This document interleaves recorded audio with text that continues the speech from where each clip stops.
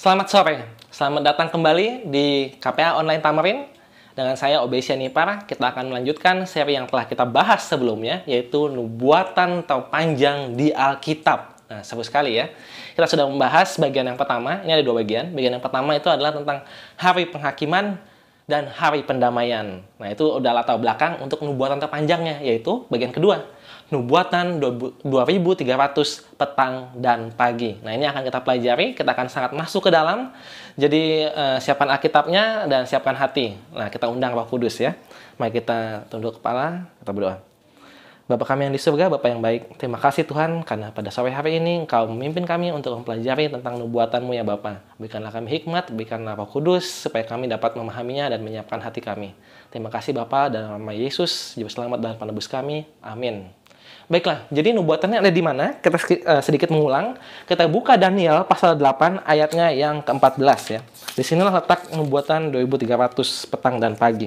Di ayat 14 saya bacakan. Daniel 8 ayat 14. Maka ia menjawab, sampai lewat 2300 petang dan pagi, lalu tempat kudus itu akan dipulihkan dalam keadaan yang wajar. Nah, jadi lokasinya ada di sini ya. 2300 petang dan pagi, lalu tempat kudus itu akan dipulihkan. Nah, ini sudah kita pelajari di bagian sebelumnya. Dipulihkan ini maksudnya adalah dibersihkan atau dibenarkan. Yaitu adalah tentang menuju kepada hari pendamaian. Dan itu juga erat dengan hari penghakiman. Ini sudah dibahas di bagian sebelumnya ya. Jadi saya tidak bahas lagi. Tapi ini berarti ada 2300 hari, petang dan pagi, lalu terjadilah pembersihan atau pengadilan. Nah, seperti itu. Nah, jadi untuk mengerti 2300 ini, mungkin kita sedikit membahas tentang prinsip dalam penafsiran hari di dalam nubuatan ya. Ini bisa kita contoh dari Bilangan pasal 14 ayat 34. Di sini kita akan melihat bahwa satu hari itu berarti 1 tahun. Nah, jadi istilahnya prinsip 1 hari 1 tahun dalam memahami nubuatan. Kita bisa buka dalam Bilangan pasal 14 ayatnya yang ke-34 ya. Sesuai dengan jumlah hari yang kamu mengintai negeri itu, yakni 40 hari, 1 hari dihitung 1 tahun. Jadi 40 tahun lamanya kamu harus menanggung akibat kesalahanmu supaya kamu tahu rasanya jika aku berbalik daripadamu. Nah, tapi yang kita garis bawahi di sini adalah tadi kata-kata 1 hari dihitung 1 tahun.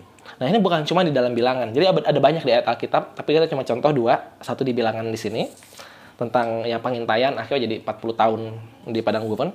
Lalu yang kedua kita bisa buka Yehezkiel pasal 4. Kita buka Yehezkiel pasal 4 ayatnya yang ke-6 ya. Yehezkiel 4 ayat 6 dikatakan, kalau engkau sudah mengakhiri waktu ini, berbaringlah engkau untuk kedua kalinya, tetapi pada sisi kananmu, dan tanggunglah hukuman kaum Yehuda 40 hari lamanya.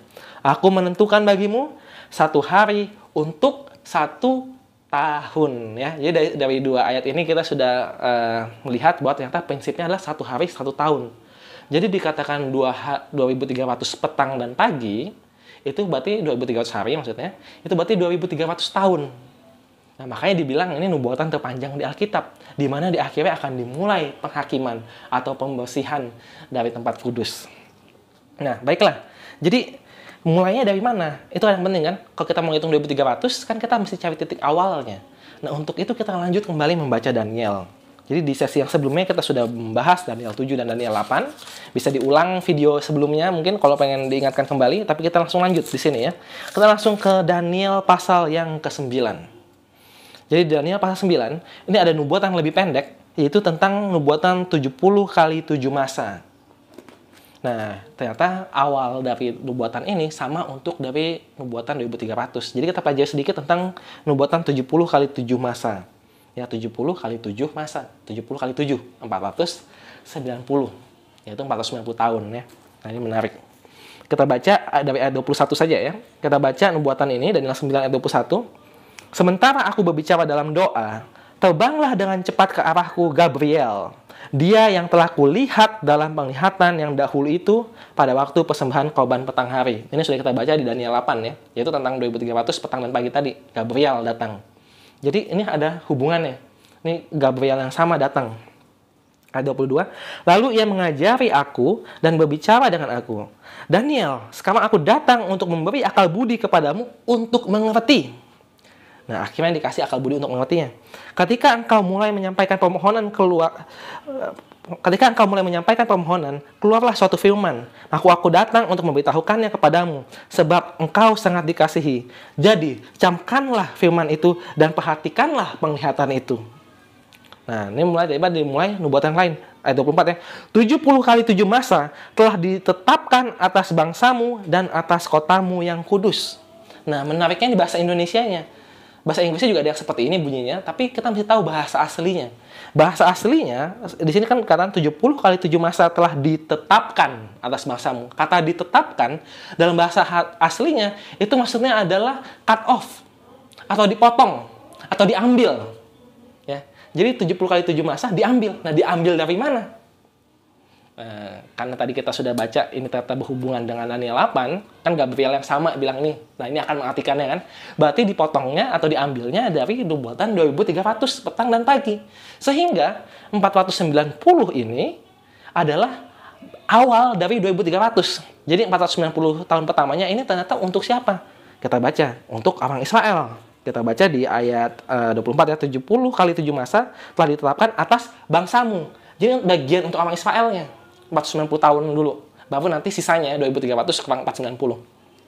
Nah, untuk bangsamu dan atas kotamu yang kudus, untuk apa? Untuk melenyapkan kefasikan, untuk mengakhiri dosa, untuk menghapuskan kesalahan, untuk mendatangkan keadilan yang kekal, untuk menggenapkan penglihatan dan nabi, dan untuk mengurapi yang maha kudus.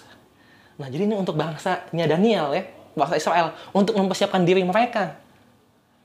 Mempersiapkan dirinya banyak caranya tadi ya, untuk mengakhiri dosa, menghapuskan kesalahan, untuk menggenapkan penglihatan dan nabi.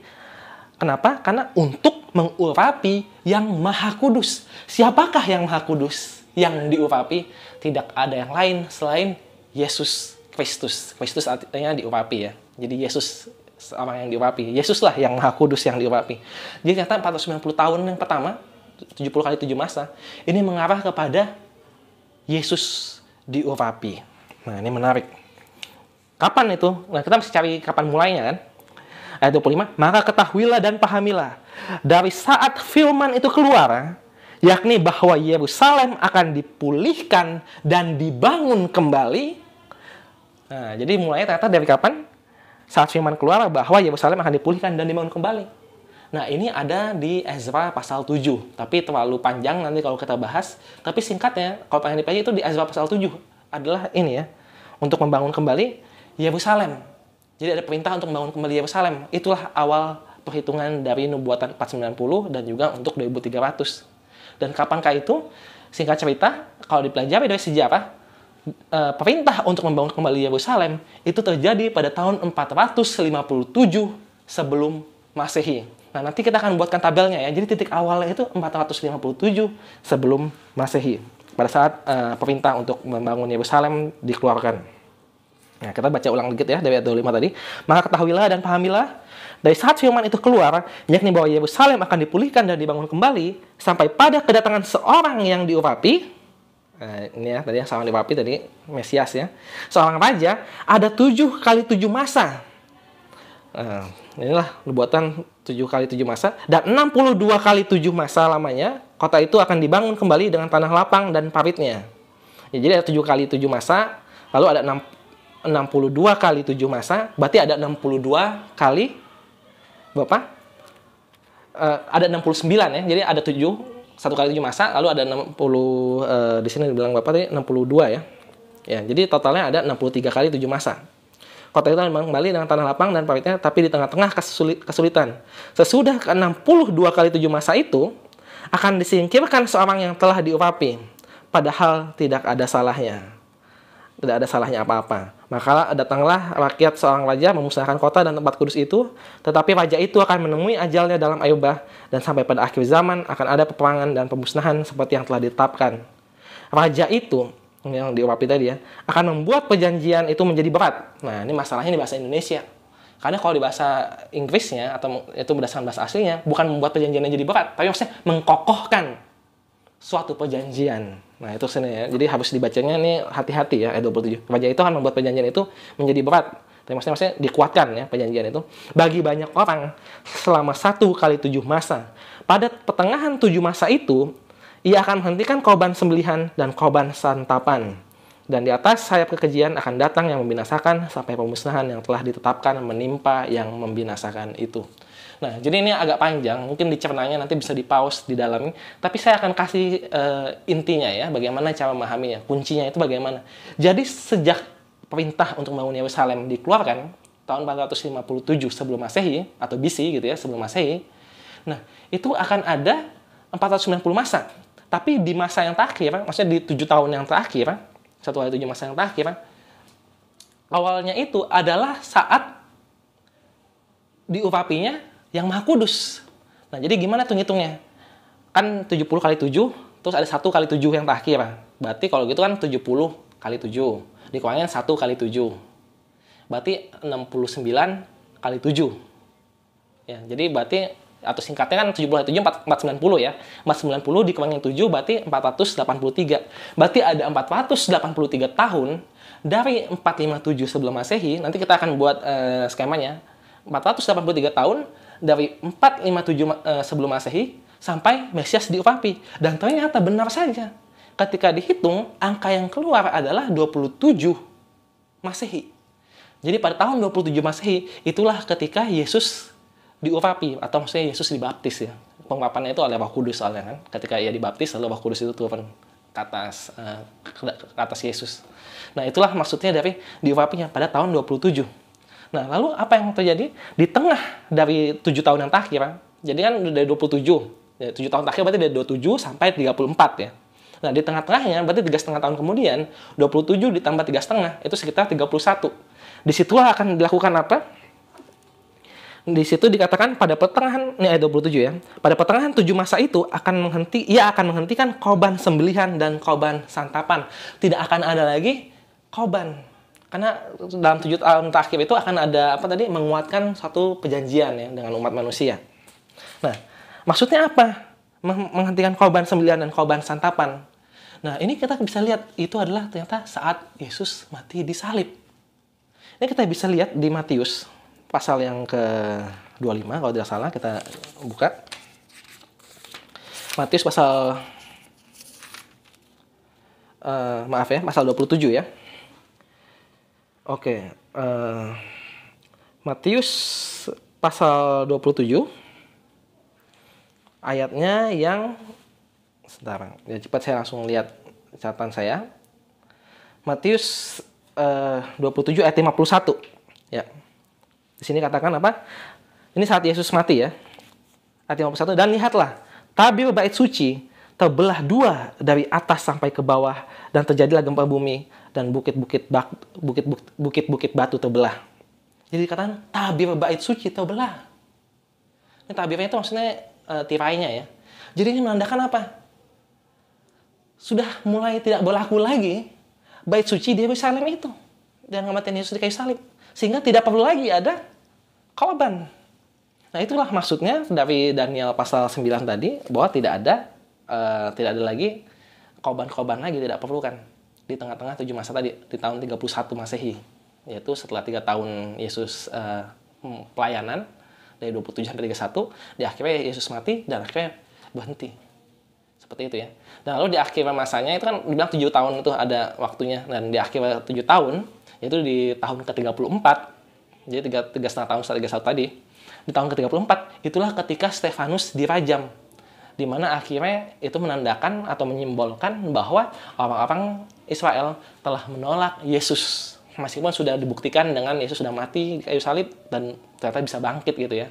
Dan mereka menolak dengan merajam Stefanus. Nah, itulah simbol bagaimana orang Yahudi itu akhirnya menolak Yesus.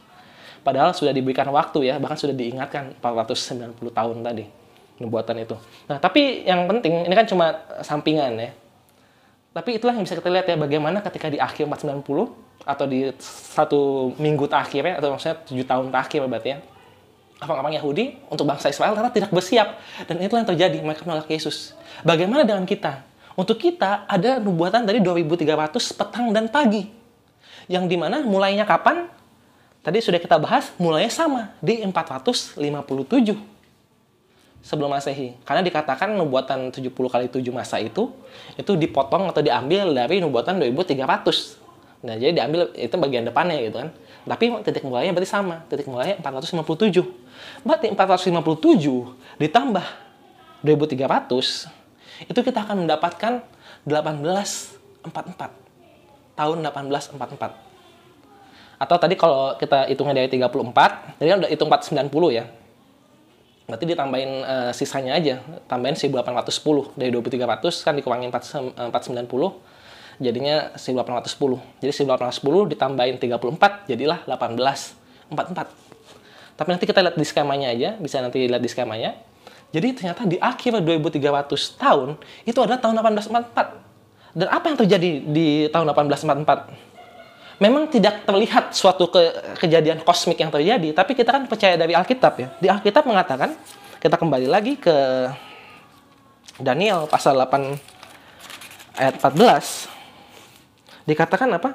Sampai lewat 2300 petang dan pagi, lalu tempat kudus itu akan dipulihkan. Dan itu udah kita pelajari di sesi yang sebelumnya, berarti ada selain dipulihkan, atau maksudnya dibersihkan, itu juga maksudnya adalah penghakiman. Itu di Daniel pasal 7 ya. Maka majelis pengadilan datang dan kitab-kitab dibukakan. Kitab-kitab yang dibukakan itu adalah apa? Kitab-kitab tentang kehidupan manusia. Setiap orang satu persatu mulai dihakimi. Bukan berarti Yesus sudah datang ya. Ini masih istilahnya masih pengecekan kitab-kitab yang sudah mulai dihakiminya gitu.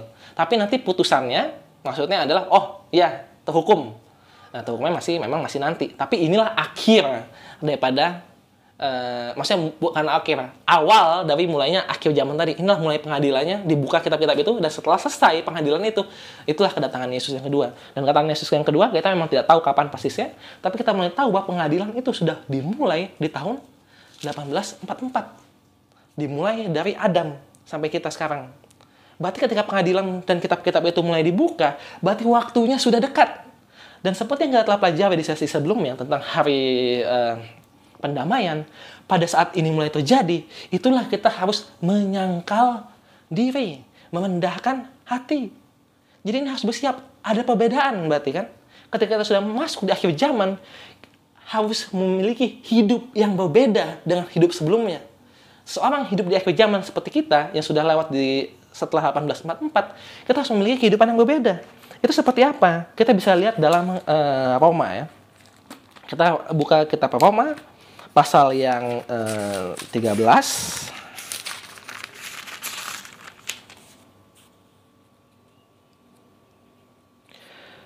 ayat 11 ya. Roma pasal 13 kita mulai dari ayat 11 sampai 14 sampai selesai. Di sini dikatakan, hal ini harus kamu lakukan karena kamu mengetahui keadaan waktu sekarang. Nah, sekarang kita udah tahu ya keadaannya. Kita udah lewat 1844. Kita udah mulai masuk hari-hari penghakiman. Karena kamu mengetahui keadaan waktu sekarang, yaitu bahwa saatnya telah tiba bagi kamu untuk bangun dari tidur. Sebab sekarang keselamatan sudah lebih dekat bagi kita daripada waktu kita menjadi percaya. Hari sudah jauh malam, telah hampir siang. Sebab itu, marilah kita menanggalkan perbuatan-perbuatan kegelapan dan mengenakan perlengkapan senjata terang. Marilah kita hidup dengan sopan, seperti pada siang hari. Jangan dalam pesta pora dan kemabukan. Jangan dalam pecah bulan dan hawa nafsu. Jangan dalam perselisihan dan iri hati. Tetapi kenakanlah Tuhan Yesus Kristus sebagai perlengkapan senjata terang. Dan janganlah merawat tubuhmu untuk memuaskan keinginannya. Jadi kita sudah masuk hari-hari akhir. Kita sudah masuk lewat 2300. Saat-saat penyucian yang terjadi. Inilah Day of Atonement. Inilah penggenapan dari hari raya pendamaian, di mana kita harus menyangkal diri. Di sini ya sudah dikatakan di Roma ya, caranya hidup dengan sopan, tidak lagi memuaskan hawa nafsu, karena pengadilannya sedang dilakukan. Dan bagi kita yang bersiap, yang menyangkal diri, dan yang telah lama membuang dosa kita, jadi kalau di perjanjian lama udah mengaku dosa, dan pada saat hari pendamaian, inilah kegenapan akhir dari proses pengampunan dosa itu. Pada saat pengadilan, apa yang terjadi bagi kita yang telah berserah kepada Tuhan, percaya kepada Yesus, dan memiliki iman Yesus? Ternyata Yesus akan berdiri di sisi kita pada saat pengadilan itu. Ini kita bisa lihat, jadi ayat akhir kita dalam Ibrani pasal yang ke-7.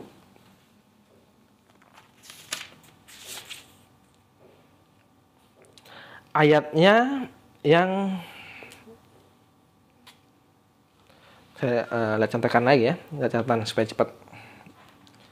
Jadi Ibrani pasal 7 ayatnya yang ke-25 ya. Ibrani 7 ayat 25. Karena itu, ia sanggup juga menyelamatkan dengan sempurna semua orang yang oleh dia datang kepada Allah. Ya, karena itu ia sanggup juga menyelamatkan dengan sempurna semua orang yang oleh dia datang kepada Allah. Sebab ia hidup senantiasa untuk menjadi pengantara mereka. Nah, Yesuslah yang akan menjadi pengantara kita saat pengadilan itu terjadi. Bagi mereka yang tentu datang kepada Yesus. Jadi sekali lagi, kita telah mempelajari nubuatan terpanjang 2300 dari 457 sebelum Masehi sampai 1844, dan kita sudah masuk ke dalam masa penghakiman.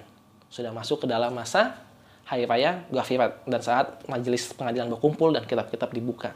Sebentar lagi akan selesai penghakiman itu dan akan keluar putusannya, dan sebaiknya kita bersiap supaya kita diterima di sisi Tuhan.